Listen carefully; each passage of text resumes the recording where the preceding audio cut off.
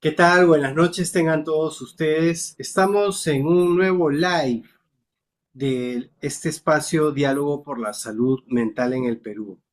Siguiendo con la secuencia del mes de febrero, vamos a tener la participación de algunos candidatos tanto al Senado como a la Cámara de Diputados.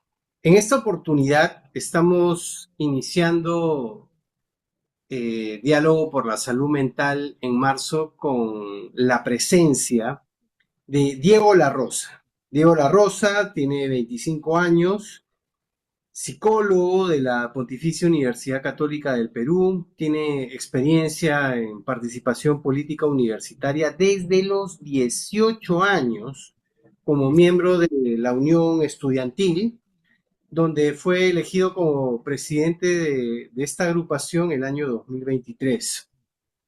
Asimismo, su visión política está marcada por énfasis en derechos, libertades y bienestar en un Estado que funcione con reglas claras, eh, evidencia y rendición de cuentas. Desde ese enfoque, sus propuestas priorizan servicios públicos de calidad como, y en este caso pues tiene mucho que ver con lo que pregonamos en Human Perú, como la salud mental, ¿no? La protección de la ciudadanía frente a abusos e informalidad, ¿no? El intruismo, ¿no? Y las pseudoterapias, y acceso equitativo a las prestaciones claves, ¿no? Como telesalud segura y medicamentos esenciales.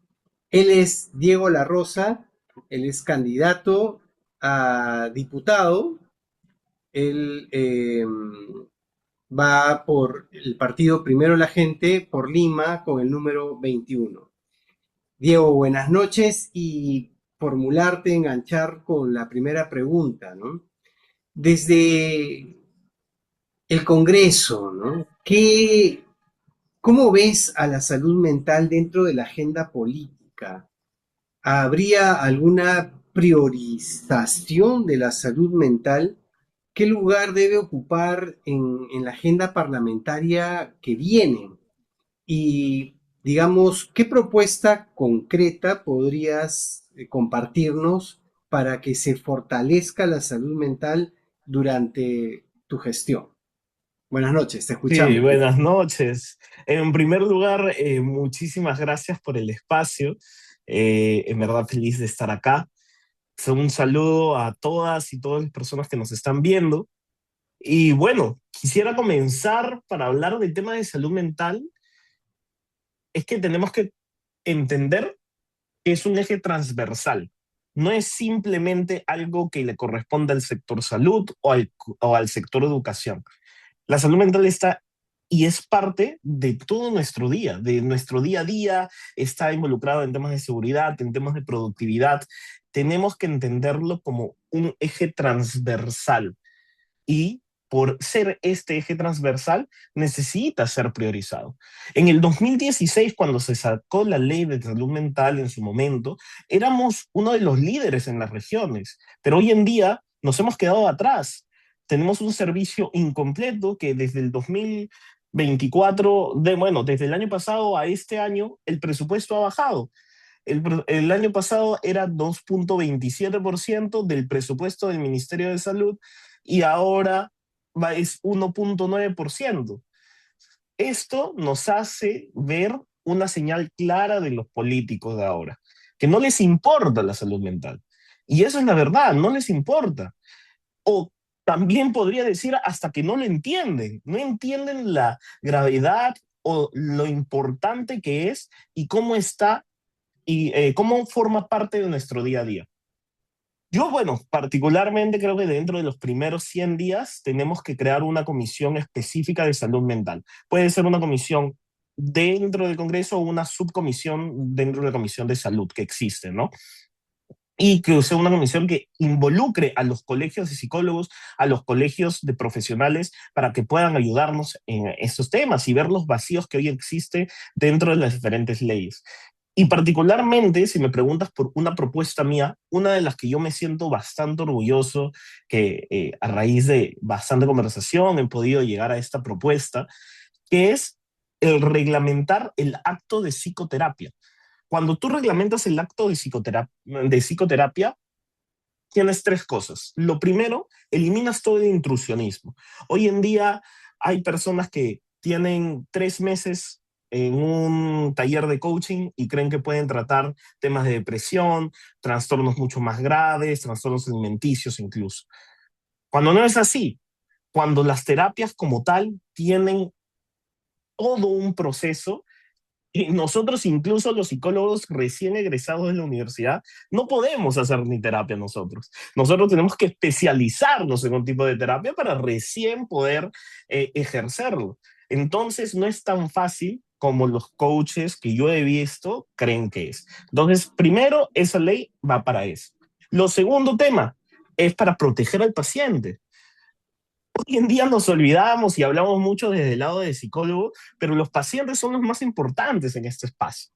Los pacientes, los niños que pasan dentro de los colegios, ellos son los más importantes. Y debe haber justamente este proceso para nosotros denunciar cualquier mal praxis de parte de profesionales, ¿no? Profesionales que incluso a veces hay psicólogos. Yo me acuerdo cuando yo mismo pasé mi terapia, mis propias terapias psicológicas, había veces donde yo tenía un psicólogo cuando yo era menor de edad y mi mamá me decía, oye, ve a este tal psicólogo, donde psicólogos que no tenían ni nombramiento, ¿no? O sea, que se atrevían, decían, ya, bueno, vamos a hablar de este tema y ya está.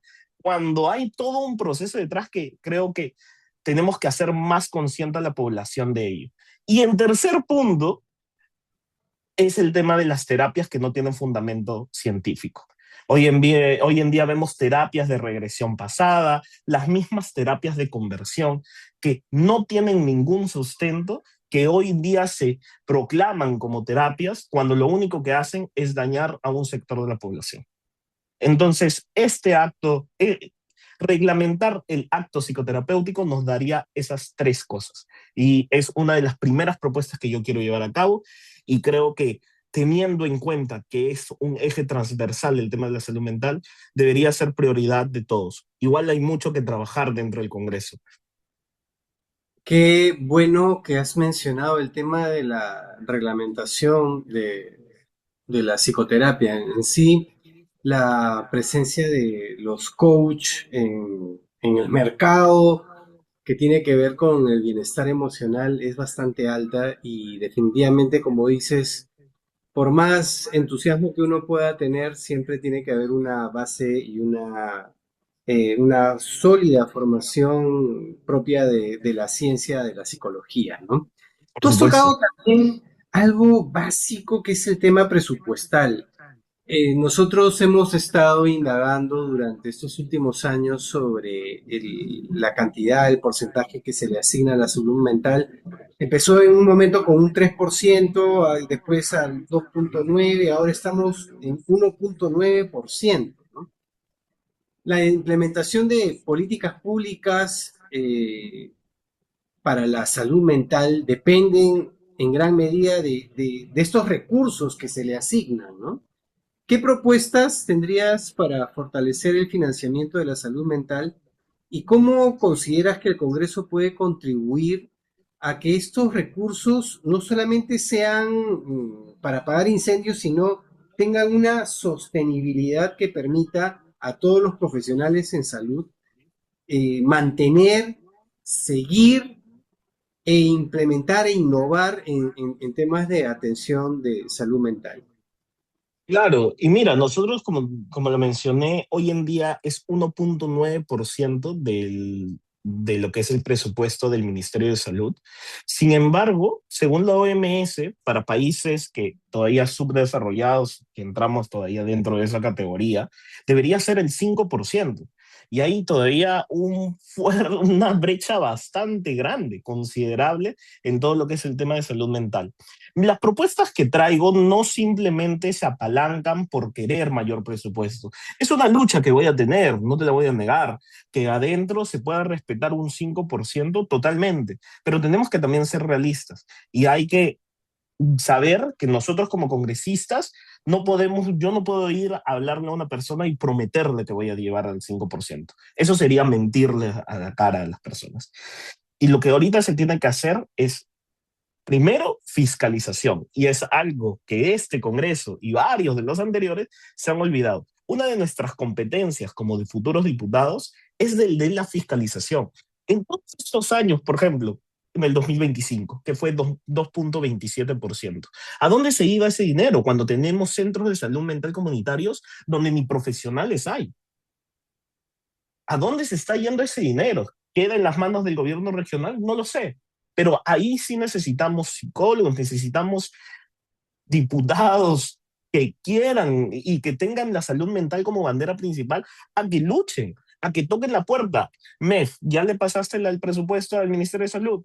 Ministerio de Salud, ¿le pasaste a los gobiernos regionales? ¿A dónde está yendo ese dinero? ¿Dónde, cómo se está gastando? También es una parte fundamental. No simplemente queremos cambiar y aumentar quizás el presupuesto totalmente, pero tenemos que primero saber cómo utilizarlo. Y para saber cómo utilizarlo tenemos que tener planes bastante claros y uno de los planes que incluso primero la gente lo tiene en su plan de trabajo general es el tema del diagnóstico.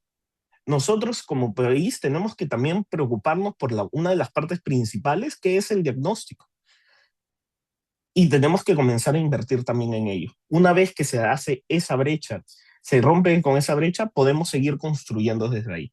Y el rol del diputado, más que nunca, ahorita que tenemos una bicameralidad, es más de estar en la calle, es más de luchar, de hablar con todas estas personas y asegurarse de que esa plata llegue a buen recaudo y a que los peruanos puedan disfrutar de estos servicios de salud mental en cada rincón del país. Excelente, sí, importante lo que mencionas, más allá de aumentar el presupuesto, que también es algo clave para mejorar la salud mental, está el hecho de ver qué se está haciendo con el dinero que asignado, ¿no? Lo mucho o poco, que es poco, qué se está haciendo, a dónde llega, cómo se utiliza. Exacto, definitivamente es una necesidad la de fiscalizar lo que se está haciendo con estos fondos. Ahora, dentro de lo que Human Perú trabaja en cuanto a la salud mental, encontramos mucho el tema de la violencia. Encontramos no solamente violencia en los casos que atendemos, ya sea la familiar, ya sea maltrato a menores de edad, ya sea el bullying, sino encontramos violencia de parejas, encontramos violencia estructural, prendemos la televisión y vemos violencia. Hay distintos actos vandálicos que casualmente nos acompañan día a día en lo que sucede realmente en nuestro país. Entonces, sea la forma de violencia que fuere, esto impacta, y tú lo sabes bien, directamente en la salud mental. No solamente de la persona, sino de la familia, de la comunidad en sí. Desde tu rol como congresista, ¿qué tipo de iniciativas legislativas o de fiscalización consideras prioritarias para fortalecer la prevención de la violencia con un enfoque de bienestar emocional?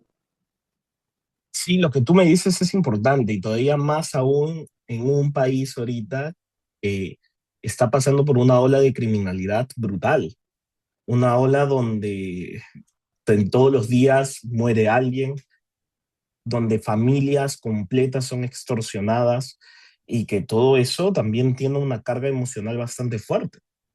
Eh, Y justo cuando tú me mencionabas el tema de violencia, incluso también podemos hablar de violencia intergeneracional, ¿no?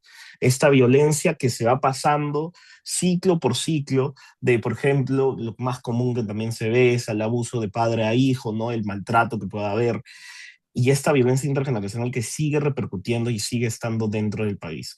Y creo que lo principal es que cuando hablamos de salud mental, también hablamos de una parte preventiva y de concientización que ha sido olvidado. ¿Cómo obligarles a estos centros de salud mental comunitarios que salgan a los colegios más cercanos a hacer campañas de concientización si ni tienen para personal, ¿no? Tenemos que pensar también al sistema de salud no simplemente como un ente reactivo, sino que también pueda proponer y promover medidas preventivas para casos de violencia, que creo que también es lo más importante. Y obviamente equipar a los diferentes espacios que hay, no simplemente, hoy en día tenemos en el OMAPET, sí hay un psicólogo, en la de MUN hay un psicólogo, pero ¿qué pasa en el CIA, no? En los espacios de jóvenes también que hay en municipales, que es la primera línea que que tiene la población para poder acercarse al Estado, que es el municipio. Los, tu cuadra, de la junta vecinal de tu cuadra. Ese es el primer acercamiento que cualquier persona tiene hacia el Estado. Entonces tenemos que cuidar también esas partes, que todos estos espacios municipales puedan contar con un psicólogo. Creo que eso es lo principal. Y no simplemente hablamos de psicólogos profesionales, sino de personas que diagnostiquen, personas incluso que puedan estar de sombra en temas de TEA y en los colegios, que también ha subido los casos de bullying, que de cierta manera habían bajado, pero hoy en día también tenemos bastantes casos en eso y tenemos una responsabilidad como Estado de poder velar por ello. La violencia está muy interconectado con el tema de salud mental. Es más, yo me acuerdo, y ya que lo traes a colación, el día de ayer nomás estaba en San Miguel y me encontré a mi profesor de la Católica que me enseñó psicología y violencia. Y cómo nosotros también aprendemos el efecto que tiene, no simplemente a nosotros mismos, sino a todo un espacio, todo un entorno, porque al final tenemos que también tener una visión comunitaria de este tema a la hora de hablar de salud mental. Y es algo que tenemos que tocar totalmente. Yo propongo, por ejemplo, el tema de dentro de los seguros, hoy en día no existe una paridad en temas de salud mental y al menos podemos cubrir desde este espacio, sí, más privado y tenemos que nosotros llegar a cumplir con el espacio donde no es de las personas no aseguradas, pero en espacios que puedan contar con diversos seguros, una ley de paridad donde ellos puedan recibir no simplemente consultas psicológicas, sino de esa manera también universitarios, personas que trabajan en diferentes establecimientos puedan acercarse y denunciar ciertos espacios. Y para ello también un protocolo, protocolos de denuncia que son muy claves a la hora de hacer todo el proceso y son tan necesarios que hoy en día también nos hemos olvidado, ¿no? Como Estado. Definitivamente, eso es importantísimo. Ahora, dentro de lo que es la violencia, y no solamente la violencia, sino cualquier tipo de riesgo psicosocial que encontramos, está siempre, llega a colación el tema de la familia, ¿no? La familia sabemos bien que tiene un rol clave dentro de la formación de un ser humano. La familia y la búsqueda del fortalecimiento de ese rol preventivo nos lleva a leer diversos estudios que se han dado sobre la importancia de este entorno familiar. Entonces, si sabemos de que para la prevención de problemas de salud mental la familia tiene un rol importante, eh, ¿qué rol crees que debería tener el Estado, ¿no?, desde el Congreso para el fortalecimiento familiar, la orientación a madres, padres, a cuidadores, ¿no?, respetando la diversidad de contextos y realidades, ¿no? Si bien es cierto, la dinámica y la funcionalidad familiar difiere un tanto en la costa, en la sierra y en la selva, acá mismo en Lima encontramos distintas realidades, ¿no? Entonces, ¿cómo abordar ese aspecto? ¿Qué mirada le podrías dar tú desde el Congreso a este rol familiar? Bueno, en primer lugar, también tenemos que reconocer que el Estado no puede reemplazar a la familia. Creo que son dos roles diferentes. Sin embargo, lo que sí debemos hacer es protegerlos, porque hay familias que hieren, familias que dejan heridas emocionales, incluso maltrato. Entonces, sí, al ser los niños y niñas una de las poblaciones más vulnerables dentro del país, debe haber unas medidas de protección y de límites en el tema familiar. Lo principal también es trabajarlo desde este contacto que pueden haber con las escuelas. Yo he sido psicólogo educativo eh, y hay un contacto dentro de con los padres y los mismos chicos también traen al colegio lo que podría pasar, estar pasando en casa. Y tiene que haber esta preparación de los psicólogos, esta capacitación para poder identificar conductas de riesgo, conductas que pueden haber o puedan señalar que hay un problema también detrás bastante importante. Y eso creo que es preparación de los psicólogos educativos. Y acá yo voy a tocar un tema, y lo voy a decir con todas sus letras, como a todos les he dicho. Esta ley, esta política pública de un psicólogo por colegio, me parece un saludo a la bandera. Hay colegios que tienen 500 alumnos. Con un psicólogo, ¿qué haces? Sinceramente, yo tenía 60 a mi cargo y ya me estaba jalando los pelos. Imagínate 500.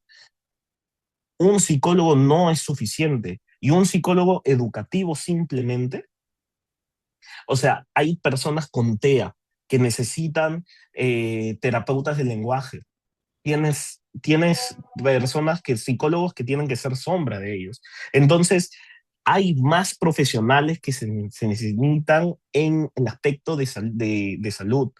Y el colegio es el primer contacto que también tenemos con la familia, talleres de padres que existen, pero todo también parte de la capacitación, uno que entre dentro, que tenga el psicólogo educativo y también sí, la cantidad de psicólogos que puedan haber, ¿no? Eso es también muy importante. Pero como te dije, tenemos que aprender a resolver con lo que podemos tener.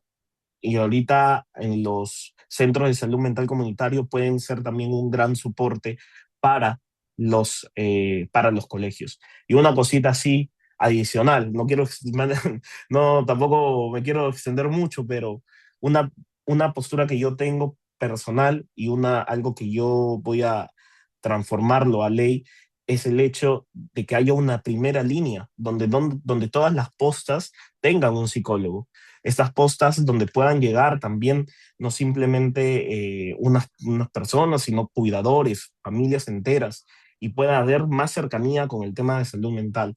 Y así, poco a poco, nos vamos acercando. Hoy en día existe una desconfianza total hacia cualquier entidad del Estado. Primero, también creo que como políticos es nuestra responsabilidad recuperarlo. Definitivamente. Y ya que hemos profundizado en el tema de la familia y bueno, establecer estos puntos como el de tener una primera línea de acción en los centros de salud, en las postas comunitarias, quería ahora llevarte a otro campo, a otro espacio. Vamos a salir de la violencia, de la familia, de lo Está bien. comunitario y nos vamos al ámbito laboral. En nuestro país, la salud mental dentro de las empresas tiene también sus regulaciones, ¿no? Existe por parte del Ministerio de Trabajo una entidad fiscalizadora como la SUNAFIL, ¿no? Cada empresa tiene la obligatoriedad de capacitar a su personal en temas de prevención del hostigamiento sexual laboral, ¿no? Cada empresa tiene o constituye un comité de salud y seguridad para el trabajo, lo que implica también trabajar temas vinculados a clima laboral, a estrés, depresión, ansiedad, factores psicosociales que siempre están ahí presentes, ¿no? Porque cada colaborador en una empresa es un mundo distinto, ¿no? ¿Qué medidas consideras necesarias para promover el bienestar y la salud mental en el ámbito laboral y qué rol podría cumplir el Congreso en la prevención del hostigamiento sexual y de otros riesgos psicosociales que puedan darse en el ámbito laboral?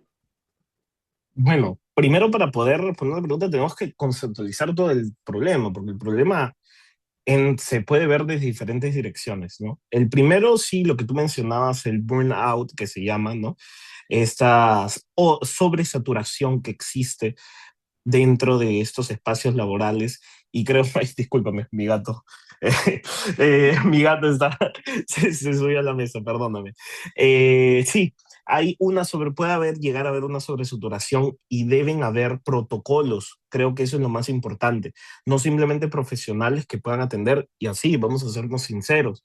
Acá quizás es una opinión medio controversial, pero ¿qué tanto los psicólogos que están en recursos humanos están preparados para tratar diferentes momentos de, no sé, de sobreestimulación, por ejemplo, de un ataque de pánico en un ambiente laboral? ¿Qué tanto están preparados ellos?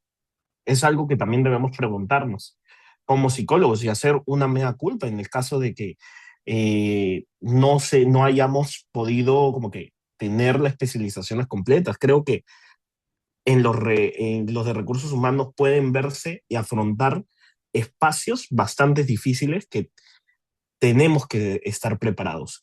Y para ello también hablar de canales de denuncia, ¿no? Como tú mencionaste, sí, hay un canal de denuncia dentro de la empresa, pero ¿cómo llegas al Estado también? ¿Y cómo haces que todo este proceso no sea revictimizante, ¿no?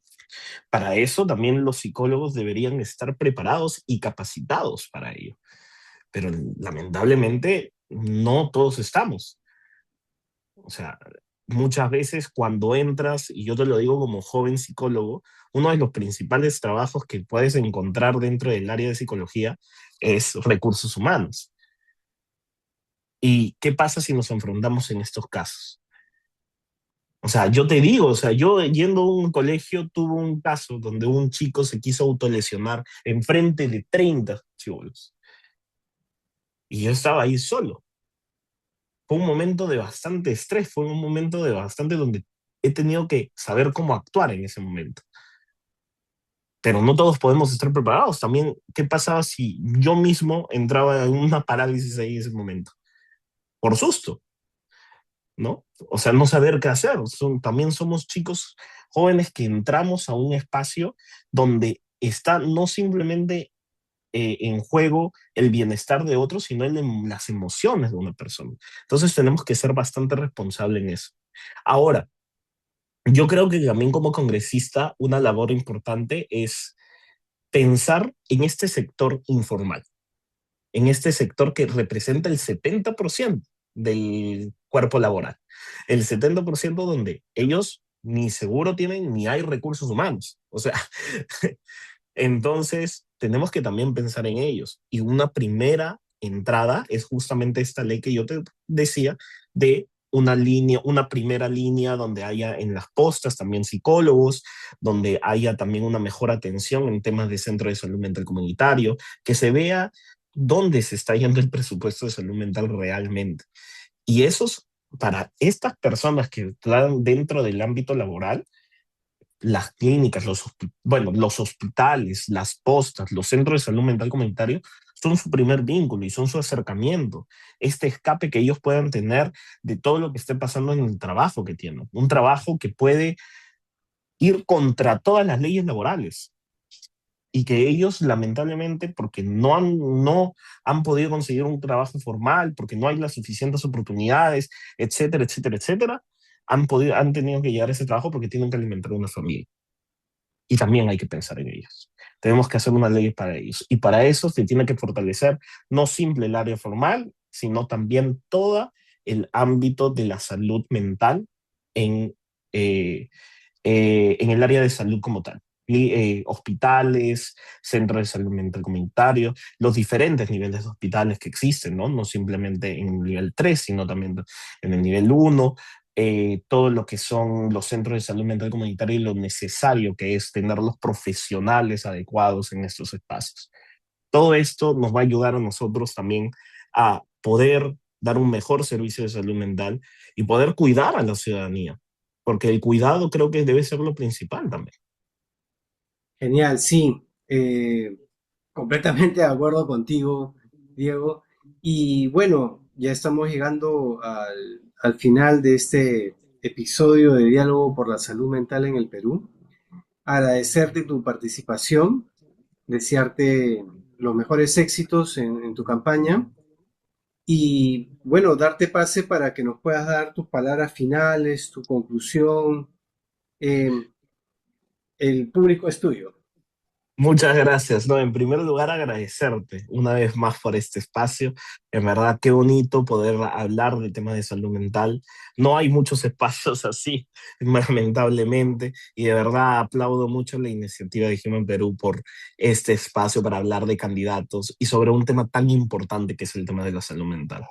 A todas las personas que están viendo, mi nombre es Diego La Rosa, una vez más, yo estoy yendo con el número 21, con Primero la Gente. Nosotros creemos en una política más humana, al servicio de la población y, como dice nuestro nombre, que ponga primero a la gente. Eso es lo principal. Y espero que puedan confiar en este joven psicólogo, en este joven que, si bien no tiene mucha experiencia, tiene estas leyes bastante contundentes y las ideas claras de qué es lo que se necesita en el ámbito de salud mental para nuestro país. Entonces, nada, espero que puedan darme el voto de confianza al partido y también a la candidata presidencial Marisol Prestella. Perfecto. Muchas gracias, Diego, y hasta otra oportunidad. Muchísimas gracias, Lugano. Nos Hasta vemos. luego. Un fuerte abrazo. Listo, todavía no te vayas. Sí, sí, sí, me quedo, me quedo. Ah, ya, ya. Listo, pues voy a parar la transmisión ahorita para tomar una foto. Ya, ya, perfecto. Eh,